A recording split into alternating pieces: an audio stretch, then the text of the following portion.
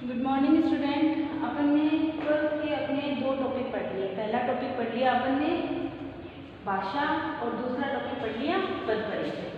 दोनों आपको अच्छे से समझ में आ गए। आज अपना तीसरा टॉपिक है अलंकार। अलंकार सामान्य तौर पर किसे कहते हैं? अलंकार कहते हैं अपन आभूषण। सामान्य तौर पर अपन शाब्दिक रूप में अलंकार किसको कहते हैं? आभूषण, है ना।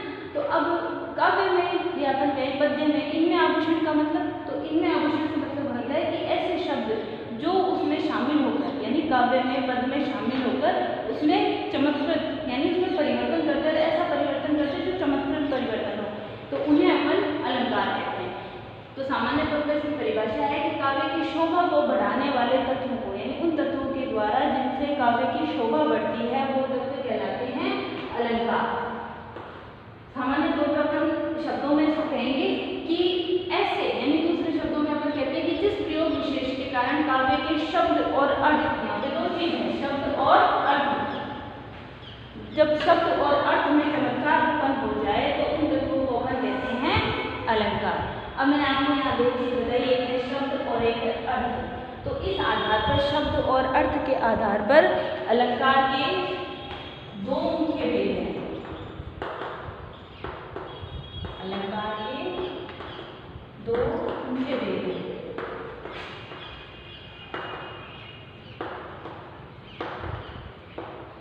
ठीक है, एक है शब्दालंकार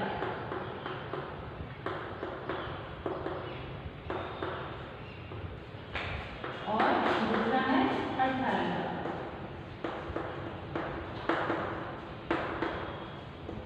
अपन ने डेफिनेशन पढ़ी कि जिस प्रयोग विशेष के कारण काव्य के शब्द और अर्थ, यानी जहां शब्द और अर्थ में परिवर्तन उत्पन्न हो जाए तो उसे अपन अलंकार की संज्ञा देते हैं। यानी कुछ एक ऐसे तत्व जिनके प्रयोग से काव्य में चमत्कृत उत्पन्न हो जाए, यानी जो उसका अर्थ निकले वो चमत्कारपूर्ण हो जाए, तो उसे अपन क्या कहेंगे? अलंकार। यानी उसमें ऐसे शब्दों का अपन समावेश करें जिससे उसका अर्थ या फिर उसके शाब्दिक रूप में चमत्कार उत्पन्न हो जाए। तो वो किस रूप में होगा? एक शब्द, यानी शब्दों को शामिल किया जाए, शब्दालंकार, और एक उसका अर्थ जो निकले, यानी उसके शब्दों में चमत्कार हो जाए, और एक उसका जो अर्थ निकले उस अर्थ में चमत्कार उत्पन्न हो जाए। तो इसके आधार पर अलंकार को दो भेद में बांटा गया है। अब जहाँ शब्दालंकार है, शब्दालंकार हम किसको कहेंगे? जो शब्दों में, यानी जिसके प्रयोग से, जहाँ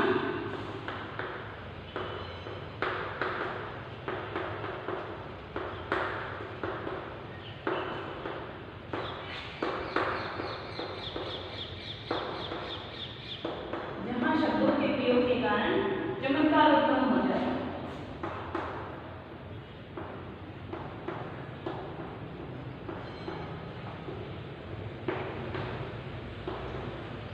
वहां शब्दालंकार होता है।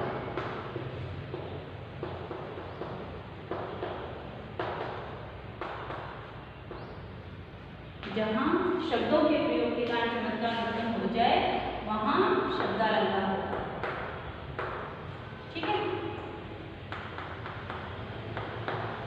ये है आपकी शब्दालंकार की डेफिनेशन कि जहां शब्दों के प्रयोग के कारण चमत्कार उत्पन्न हो जाए वहां शब्दालंकार होता है, और जहां अर्थालंकार, जहां अर्थ के कारण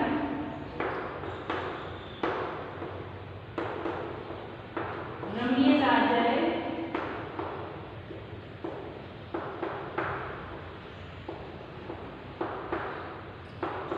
जहां अर्थ के कारण रमणीयता आ जाए वहां अर्थालंकार।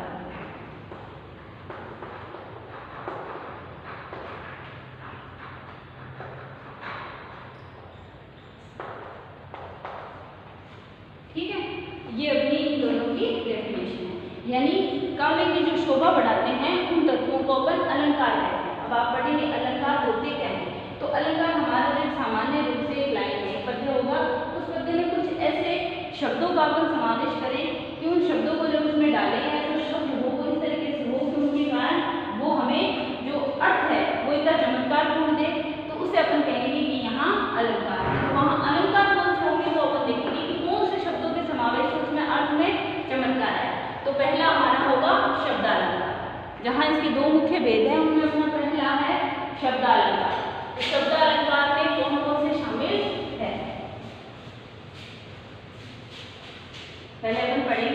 शब्दालंकार।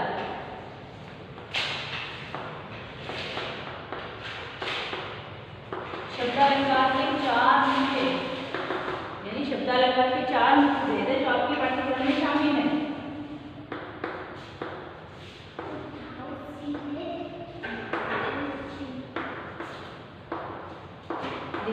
अलंकार बहुत है, लेकिन हमारे जितने पाठ्यक्रम में शामिल है हम उतने ही पढ़ेंगे। तो उसमें आपके 4 प्रमुख भेद शामिल हैं।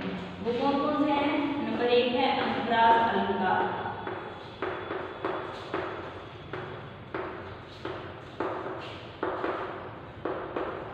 ठीक है। नंबर 2 पे है यमक अलंकार,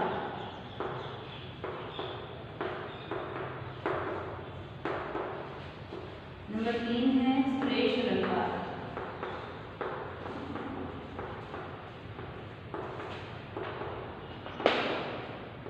और नंबर 4 है वक्रोक्ति अलंकार।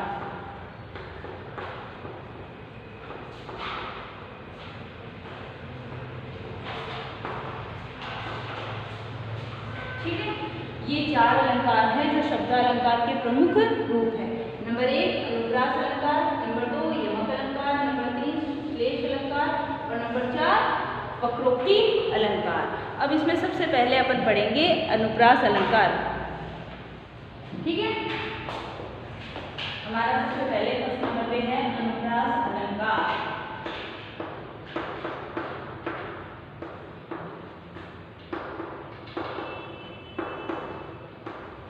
अनुप्रास अलंकार किसे कहते हैं? अनुप्रास अलंकार कहाँ होगा?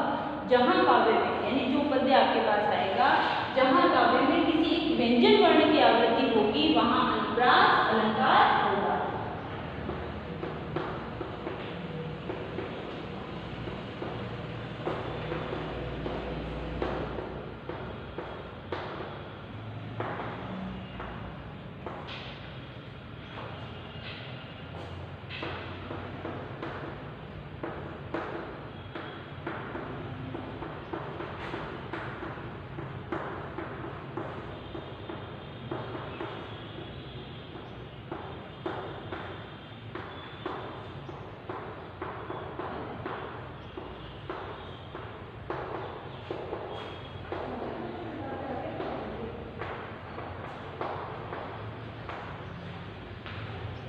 जहाँ काव्य में किसी एक व्यंजन, देखो पहले आप इस चीज को अच्छे से समझो कि आप क्या पढ़ रहे हैं। अलंकार है, अलंकार क्या होते हैं? अलंकार ऐसे शब्द होते हैं जो काव्य की शोभा को बढ़ा देते हैं। तो वो किस रूप में होते हैं? 2 रूप होते हैं, एक तो होते हैं शब्दालंकार और एक होते हैं अर्थालंकार। शब्दालंकार कि कुछ ऐसे शब्दों का अपन प्रयोग करें जिससे काव्य सुंदर हो जाए या उसकी शोभा बढ़ जाए, या फिर कुछ एक ऐसे अलंकार होते हैं जिनके अर्थ इतने चमकदार निकलते हैं कि उनसे काव्य की शोभा बढ़ती है। तो जो शब्दालंकार है वो 4 प्रकार के होते हैं। एक है अनुप्रास अलंकार, यमक अलंकार, श्लेष अलंकार और वक्रोक्ति अलंकार। सबसे पहले अपन पढ़ रहे हैं अनुप्रास अलंकार।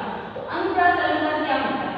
अनुप्रास अलंकार होता है कि जहाँ काव्य में किसी एक व्यंजन वर्ण की, व्यंजन वर्ण क्या होगा? जैसे मान लो एक कै है, कै व्यंजन है ना, तो ऐसे कै, कै, मैं, पै, ऐसे व्यंजन वर्ण हो जो काव्य में आवृत्ति हो। आवृत्ति का मतलब वापस आना, बार बार आना, दोबारा आना। जैसे ए आ गया, फिर ए आ गया, फिर ए आ गया, फिर आ गया। इस तरह आपने साथ कह दिया कै आ गया, पै आ गया, मैं आ गया। तो ऐसे वर्ण बार बार आए यानी उनकी आवृत्ति हो तो वहां पर होगा अनुप्रास अलंकार, ठीक है। आप इस डेफिनेशन को अपने नोटबुक में उतारेंगे कि जहाँ काव्य में किसी व्यंजन वर्ण की आवृत्ति होती है वहाँ अनुप्रास अलंकार होता है, ठीक है। अब आप इसका उदाहरण लिखेंगे।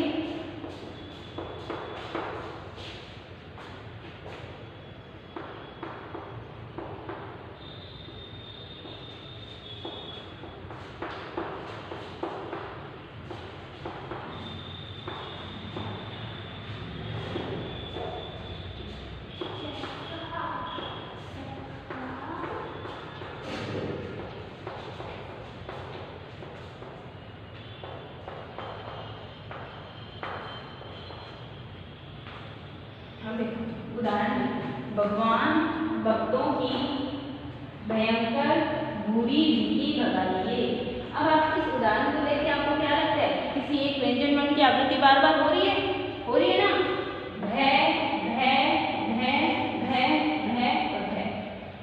एक व्यंजन वर्ण है जो बार बार शब्दों में आ रहा है। तो ऐसे उदाहरण से हम समझ जाएंगे कि यहाँ कौन सा उदाहरण है, कौन सा अलंकार है, अनुप्रास अलंकार। जहाँ किसी एक व्यंजन वर्ण की आवृत्ति बार बार हो रही है वहाँ कौन सा अलंकार होगा, अनुप्रास अलंकार। ठीक है, यहाँ भय वर्ण की आवृत्ति है, आप इसे नीचे लिखते हैं कि यहाँ भय वर्ण की आवृत्ति बार बार हो रही है।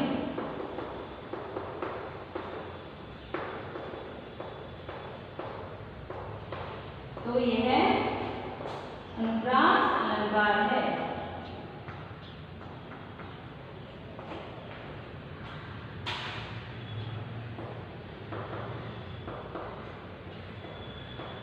ठीक है, आगे आपको समझ में कि अनुप्रास अलंकार किसे कहेंगे, जहां किसी एक व्यंजन वर्ण की आवृत्ति बार बार होगी, यानी सेंटेंस में किसी एक वर्ण की आवृत्ति जब बार बार होगी तो वो अनुप्रास अलंकार कहलाएगा। ठीक है, आप अपनी नोटबुक में उतारें, फिर अगला आप पढ़ेंगे। इसके 5 प्रमुख भेद हैं। ठीक है, अनुप्रास अलंकार के 5 प्रमुख भेद हैं।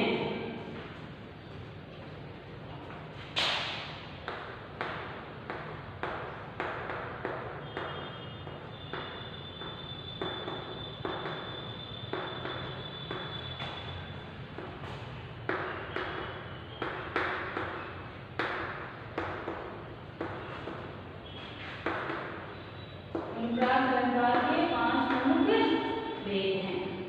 आप पहले ये ताले से मैं लिखूं। नंबर 1 है छेकानुप्रास।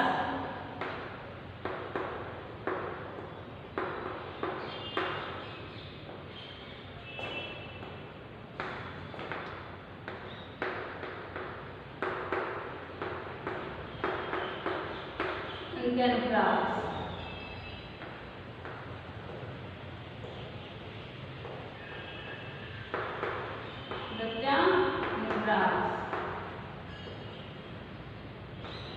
श्रुत्यनुप्रास।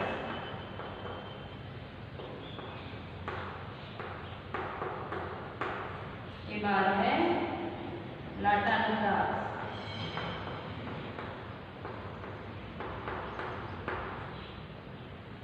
ठीक है, आप अपनी नोटबुक में उतार लो। छेकानुप्रास, वृंत्यानुप्रास, लाटानुप्रास, श्रुत्यनुप्रास। नंबर 1 है हमारा छेकानुप्रास। ठीक है,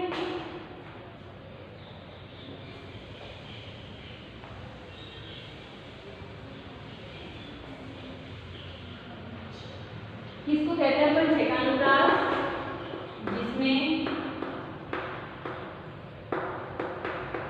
एक वर्ण या वर्ण समूह, जिसमें एक वर्ण या वर्ण समूह की आवृत्ति एक बार होती है। ठीक है, जिसमें एक वर्ण कोई सा भी एक वर्ण हो या वर्ण समूह एक बार आवृत्ति होगी। जहां एक बार आवृत्ति होगी वहां होगा छेकानुप्रास। जिसमें एक वर्ण या वर्ण समूह की आवृत्ति एक बार होती है वहां होगा छेकानुप्रास।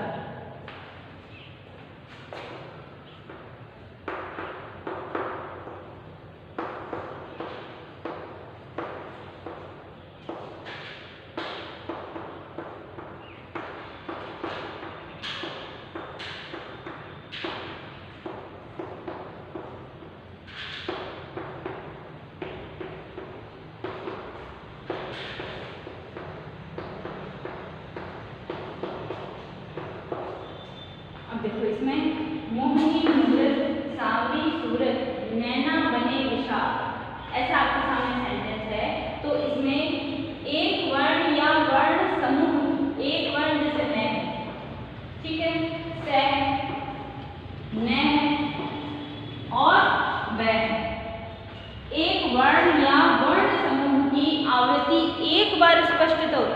यानी एक ही बार वो वर्ण वापस आएगा। मोहनी मूरत सांवली सूरत नैना बने विशाल, तो इसमें एक वर्ण, जैसे मैं आ गया तो मैं की आवृत्ति 2 बार होगी, से की आवृत्ति 2 बार होगी। शब्द से मतलब है कि आपका जो शब्द है उस शब्द के प्रारंभ में जो वर्ण आ रहा है वो उस वर्ण के समूह को बताता है। तो एक वर्ण या वर्ण समूह की आवृत्ति एक बार स्पष्ट होती है। जैसे देखो मैं आपको एक उदाहरण देती हूँ।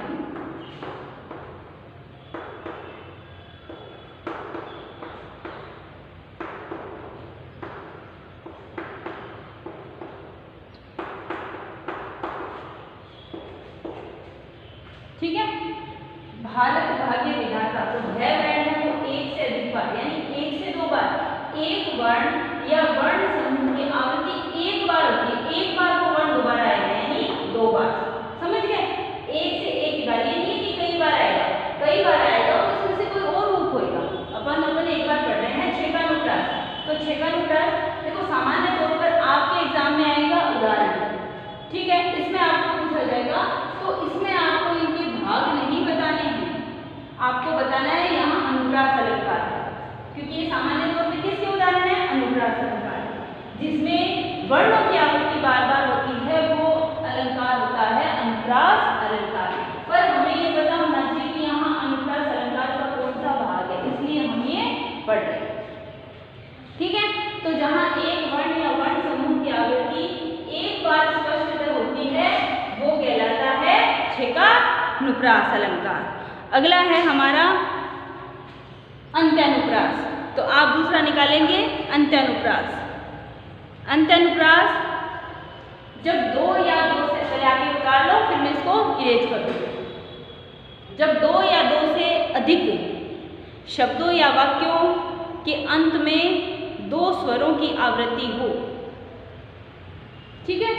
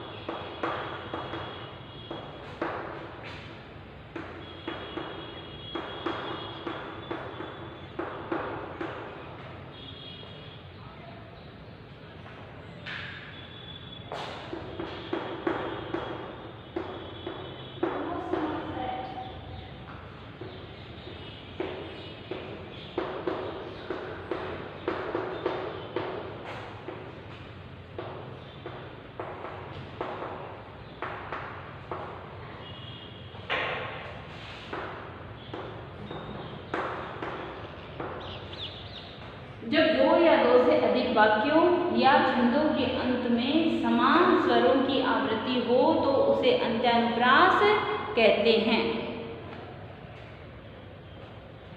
ठीक है,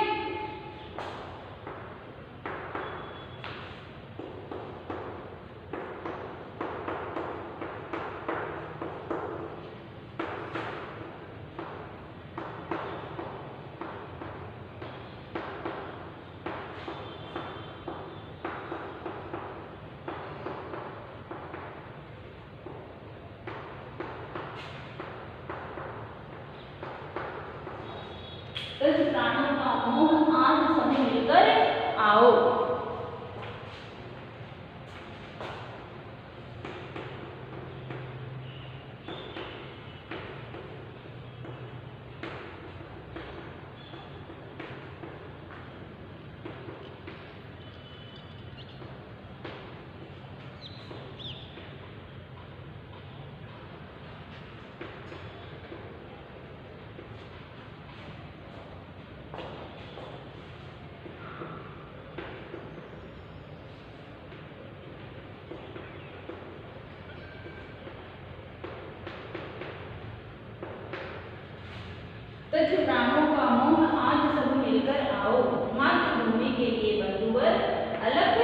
जगाओ।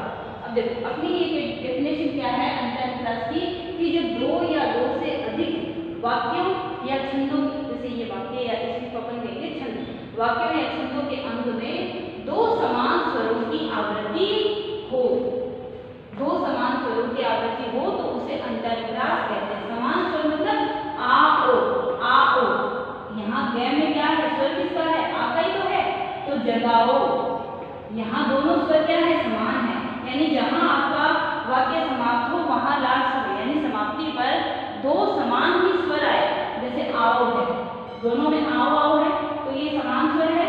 जहाँ वाक्य समाप्त हो तब जहाँ दोनों ही वाक्य समान स्वर की आवृत्ति पे समाप्त हो तो वहाँ कौन सा होता है, अंत्यानुप्रास। ठीक है, समझ आ गया आपको? दो समझाए, दो आए अपने, छेकानुप्रास और अंत्यानुप्रास। जहाँ किसी एक व्यंजन वर्ण की एक बार स्पष्टता आवृत्ति हुई, यानी एक बार आने के बाद वो एक बार दोबारा आए, तो वहाँ होता है छेकानुप्रास। और जहाँ अंत्यानुप्रास, जहाँ जब वाक्य समाप्त हो तो दो समान स्वरों की आवृत्ति पर ही समाप्त हो तो वहाँ होगा अंत्यानुप्रास। यानी यहाँ आवृत्ति तो इसमें भी है, आवृत्ति होगी आओ आओ, तो ये क्या है, जहाँ व्यंजन वर्ण की आवृत्ति हो रही है या वर्ण की आवृत्ति हो रही है वहाँ क्या होगा, अनुप्रास अलंकार। अनुप्रास अलंकार के जो भेद है वो अपन पढ़ रहे हैं कि छेकानुप्रास में किसी एक व्यंजन वर्ण की एक बार स्पष्टता आवृत्ति होती है। ठीक है, आवृत्ति का मतलब होता है कि एक बार आने के बाद वो दोबारा आए। ठीक, और अंत्यानुप्रास जहाँ जब हमारा सेंटेंस समाप्त हो यानी वाक्य का अंत हो वहाँ दो समान स्वर आए, कोई से भी दो समान स्वर, जैसे ई है तो कोई दो समान स्वरों की आवृत्ति पर समाप्त हो तो वो होता है अंत्यानुप्रास। इसके बाद हमारा अगला है वृत्त्यानुप्रास, वृत्त्यानुप्रास।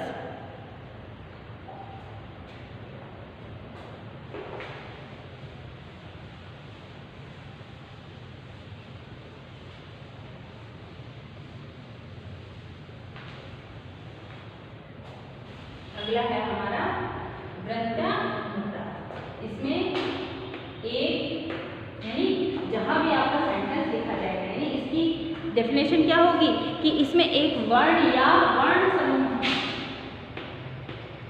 इसमें एक वर्ण या वर्ण समूह की, इसमें एक वर्ण या वर्ण समूह की अनेक बार आवृत्ति होती है।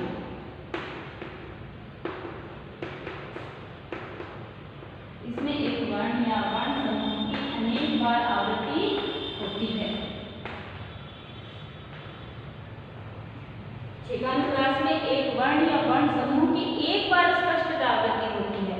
वृत्त्यानुप्रास इसका उल्टा हो गया कि इसमें एक वर्ण या वर्ण समूह की कई बार यानी अनेक बार आवृत्ति होती है।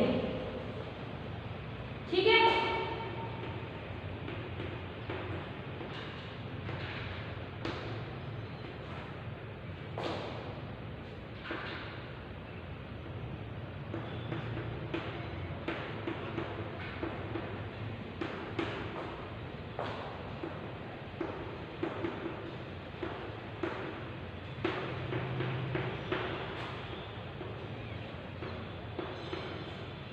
मैंने आपको एक उदाहरण पहले लिखाया था कि भगवान भक्तों की भयंकर बुरी विधि भगाई, तो वो भी इसका उदाहरण है क्योंकि वो भी अनुप्रास अलंकार का उदाहरण है। तो आप यहाँ पर वो भी उदाहरण दे सकते हैं कि भगवान भक्तों की भयंकर बुरी विधि भगाई है, या फिर इसमें भी आपके द वर्ण की बार बार आवृत्ति हो रही है। तो जहाँ एक व्यंजन वर्ण की आवृत्ति अनेक बार होती है वहाँ होता है अनुप्रास अलंकार। आपको एक उदाहरण और बताऊं क्या?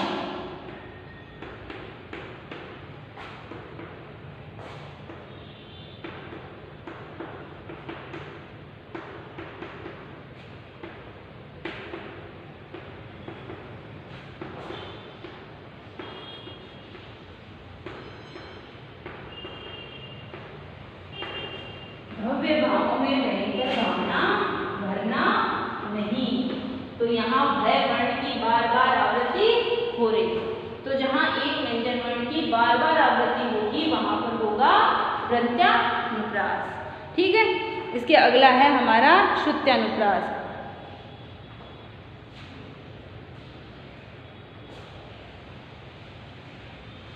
लिखिए आपने।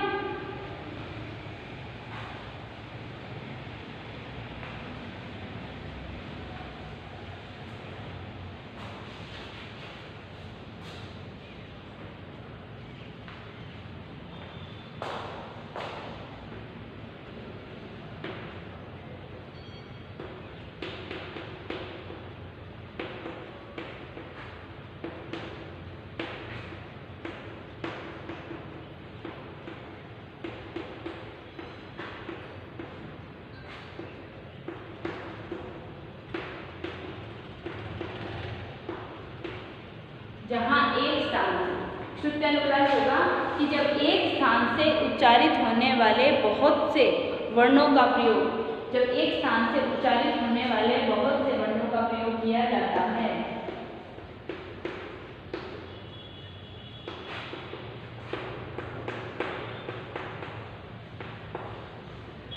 जब एक स्थान से उच्चारित होने वाले बहुत से वर्णों का प्रयोग किया जाता है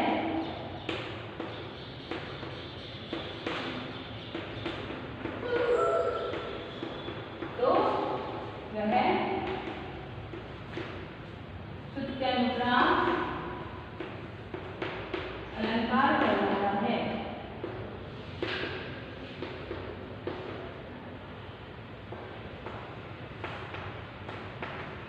ठीक है, जब एक स्थान से उच्चारित होने वाले बहुत से वर्णों का प्रयोग किया जाता है तो वो श्रुत्यानुप्रास अलंकार कहलाता है।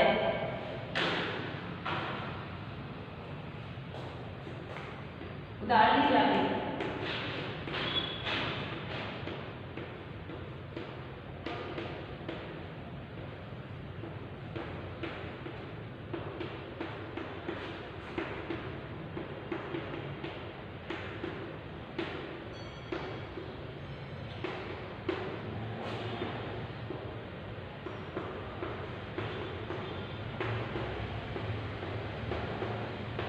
तुलसीदास सीतत निश दिन देखत तुम्हारी मिठुराई। इसमें देखो ते दे ने। तुलसीदास सीतत निश दिन देखत तुम्हारी मिठुराई। इसमें तैवर्ण, दैवर्ण और नैवर्ण तीनों की वर्ण एक स्थान से उच्चारित है, वो है दंत है। जहाँ एक स्थान से उच्चारित होने वाले बहुत से वर्णों का प्रयोग किया जाता है तो उसे अपन कहते हैं श्रुत्यानुप्रास। तो जिसमें एक स्थान से, मतलब ये तीनों एक ही स्थान से उच्चारित होने वाले वर्ण हैं और तीनों ही दंत से उच्चारित होते हैं, तो तीनों जहाँ एक स्थान से उच्चारित होने वाले वर्णों का प्रयोग किया जाएगा तो वो कहलाएगा श्रुत्यानुप्रास। उच्चारित स्थान में मुंह है, आपको पता है मुंह में 5 स्थान उच्चारित होने वाले होते हैं, उनमें से दंत तीनों की वर्ण क्या है? ते। आप बोल के देखिए, ते, दे और ने तीनों ही दांतों के प्रयोग के बिना बोले नहीं जाते। तो जहाँ एक स्थान से उच्चारित होने वाले वर्णों का प्रयोग किया जाता है तो वो कहलाता है श्रुत्यानुप्रास। इसके बाद आपका एक लास्ट है, वो है लटानुप्रास। पहले आप इसको अपनी नोटबुक में उतार लो कि जब एक स्थान से उच्चारित होने वाले बहुत से वर्णों का भी प्रयोग कर सकते हैं, कोई एक भी वर्ण होता है जो बार बार उसमें प्रयोग किया जा सकता है।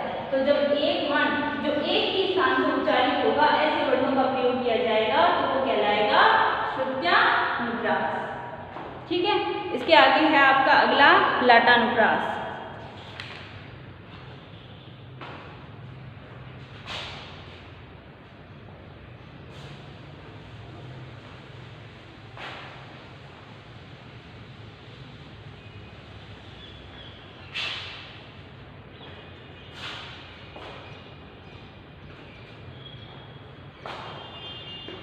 अगला है लटानुप्रास।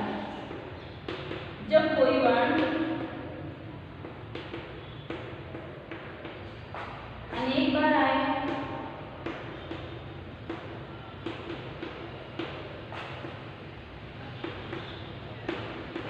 या शब्दों की आवृत्ति अनेक बार हो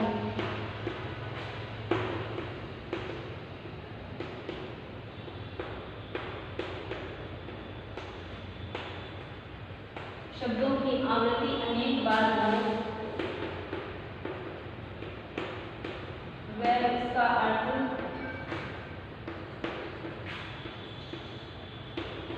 भी वाक्य के अनुरूप हो,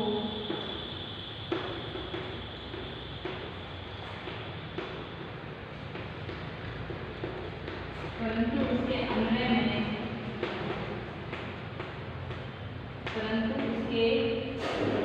अन्वय में परिवर्तन हो,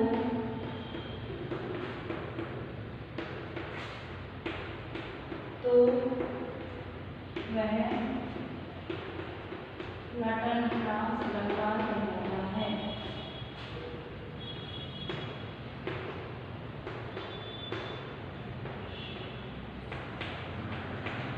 ठीक है, यानी जहाँ वर्णों की भी आवृत्ति हो सकती है और शब्दों की भी आवृत्ति बार बार हो सकती है, लेकिन किसी एक वर्ण के परिवर्तन से उस वाक्य का अन्वय पूरा परिवर्तित हो जाए तो वहां होगा लाटानुप्रास।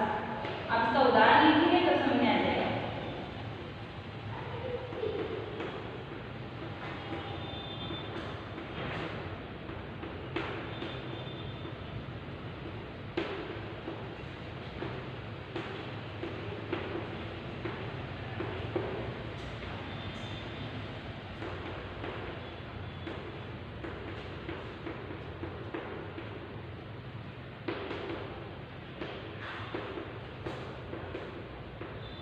इसके उदाहरण से आपको समझ आ जाएगा कि पूत सपूत तो क्यों धन संचय, पूत कपूत तो क्यों धन संचय, दोनों पूरा वाक्य सेम टू सेम है, रिपीट है, पूरा रिपीटेशन है। पूत पूत सपूत, यहाँ केवल एक से और एक क का अंतर है, बाकी संपूर्ण वाक्य समान है। तो यानी इस एक से और क के अन्वय में परिवर्तन होने से पूरे सेंटेंस का अर्थ बदल गया। पूत कपूत तो क्यों धन संचय, यानी ये सेंटेंस क्या कह रहा है हमारा कि अगर हमारा पुत्र सुपुत्र है तो हमें धन के संचय की आवश्यकता नहीं है।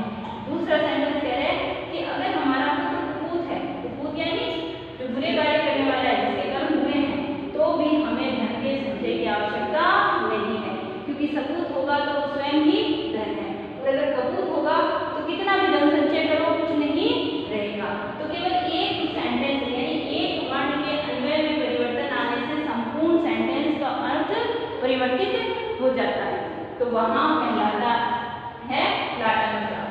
और देखो इनके पांचों के भेद आपके, इसमें हमारे वर्ण की एक बार आवृत्ति होती है, इसमें हमारे लास्ट में जब सेंटेंस समाप्त होता है तो दो समान स्वरों की आवृत्ति होती है। व्यंजनानुप्रास जिसमें इसमें एक बार होता है, इसमें अनेक बार होता है। ठीक है, शुद्ध अनुप्रास जहाँ एक ही स्थान से उच्चारित होने वाले वर्णों की आवृत्ति होती है। लाटानुप्रास जिसमें सारे वर्णों की आवृत्ति होती है, लेकिन केवल एक वर्ण के अन्वय से संपूर्ण अर्थ परिवर्तित हो जाता है, तो वहां होता है लाटानुप्रास। तो ये हमारा अनुप्रास अलंकार पूरा हो गया। ठीक है, सामान्य तौर पर अनुप्रास अलंकार का अर्थ होता है कि जहां वर्णों की आवृत्ति होती है, तो जो इतने सारे अपने 5 भेद पड़े, इन 5 भेदों में से किसी का भी उदाहरण आता है तो वहां होगा कौन सा, अनुप्रास अलंकार ही होगा, क्योंकि आपको उसके भेद जब पूछे जाएंगे तो ही बताना है, और वो पूछे नहीं जाएंगे, क्योंकि 2 नंबर का क्वेश्चन आपका आता है तो उसमें केवल या तो आपसे किसी एक अलंकार की परिभाषा पूछ ली जाएगी 1 नंबर के लिए, 1 नंबर का उसका उदाहरण पूछ लिया जाएगा। अगर आपके उदाहरण दिया आएगा तो उसका अलंकार पूछ लिया जाएगा कि इस उदाहरण में कौन सा अलंकार है और उसकी परिभाषा लिखिए। तो इतने आपके ये भेद नहीं आएंगे, लेकिन ये कई बार हमें पता होना चाहिए, क्योंकि कई बार हम जो उदाहरण पढ़ते हैं उस उदाहरण से दूसरा उदाहरण आ जाता है, तो हम कंफ्यूज हो जाते हैं कि इसमें तो ये वाला नहीं है, जैसे ये था इसका कि समान स्वरों की आवृत्ति, तो लास्ट में जाके 2 समान स्वर है, तो आप कंफ्यूज हो जाओ, उस उदाहरण को देखिए कि इसमें कौन सा उदाहरण है, कौन सा अलंकार होगा। इसलिए मैंने आपको इसके 5 भेद बताए कि इनमें से किसी का भी उदाहरण है आपके होगा वहां पे अनुप्रास अलंकार। तो आपको ये ध्यान रखना है कि अनुप्रास अलंकार में वर्णों की आवृत्ति होती है। ठीक है, इसके बाद अगला है हमारा यमक अलंकार। आप ये उतार लें नोटबुक में।